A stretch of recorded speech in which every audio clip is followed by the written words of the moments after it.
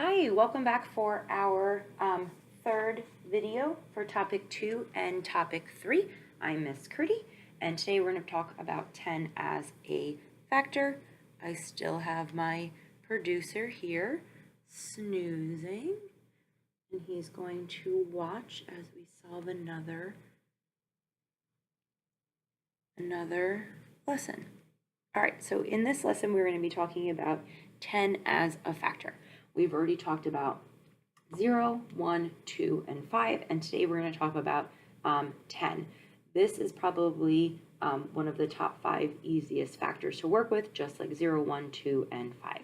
So when we think about 10 as a factor, we can think of groups of 10 or 10 groups, and we can skip count by tens. Just like we did with the 5s, now we can skip count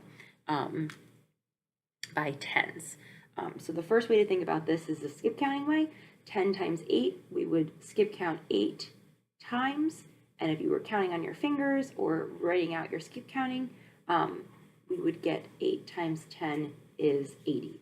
6 times 10 down here, I would skip count 6 times. 1, 2, 3, 4, 5, 6.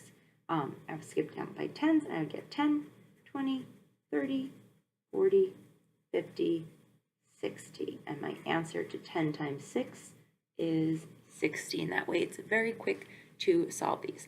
There's actually a second way to think about 10 as a factor, and that's noticing the pattern when we have 10 as a factor. So we check this out. 10 times 1, if I were just skip counting one time, I'd get 10. If I skip count 2 times, I'd get 20, then 30, 40, 50, 60, 70, and 80. So if you check out the pattern, you notice that whatever my factor is, that becomes what is in my tens place, and then I have the 0 at the end, which makes multiplying by 10 really fast when you know that you just have to annex the 0 onto the other factor. This word annex is actually a 6th grade term that if you start using, you'll actually have a very sophisticated vocabulary when talking about the tens pattern. When we go to multiply by 10 again, we can just think about adding or annexing on that 0 to the other factor. When you know this, you can actually solve really big multiplication problems because looking at this, when we were doing 10 times 32, we would just be annexing, let me try that again, we would just be annexing on a 0 to that factor, making 10 times 32 equal to 320. You can solve problems like 10 times 56 because you would take that 56 and annex that 0 on the end, and we'd get 560.